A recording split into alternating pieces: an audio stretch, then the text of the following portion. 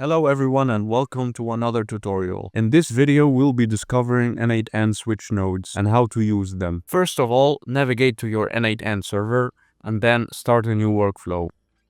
Let's start first of all by explaining what are n8n switch node. The switch node in n8n functions exactly like a switch case statement in programming. It evaluates a specified field against multiple defined cases and directs the workflow to the corresponding branch based on the matching condition. So to be able to test the switch node, at first we will have to pass it a field. So for this tutorial I created this Google spreadsheet, which is a store spreadsheet that contains product names, types and prices. Let's first import it into n8n. So right click on add node, look for Google Sheets, and then select get rows in sheet. We have our connection ready already. In resource, keep it to sheet within document. For operation, keep it at get rows. Let's select the document now.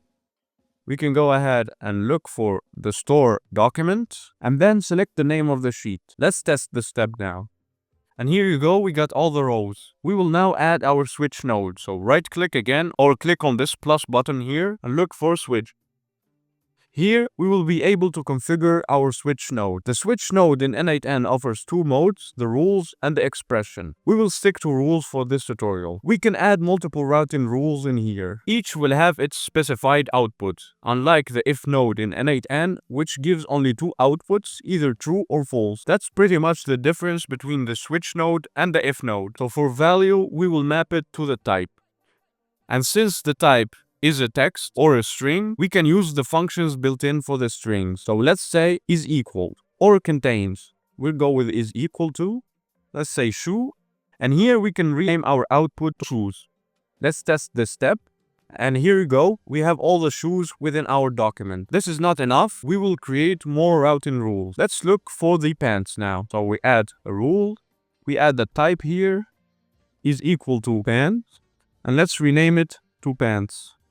Let's do another one. And then rename the output to shirt. As you can see here, we will have 4 different outputs that we can map or route to which direction we want, of course. So let's test our workflow.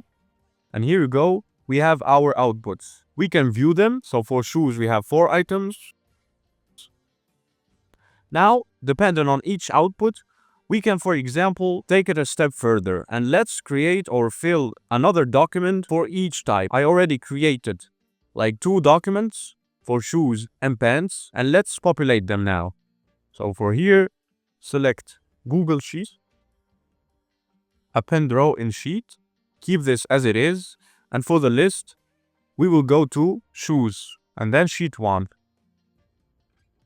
This is for the shoes. We can do the same for the pants. And then we can test our workflow. So let's first check what we had inside the shoes and the pants documents. So they are empty, as you can see, and pants is empty as well. Let's now run our workflow. So test workflow.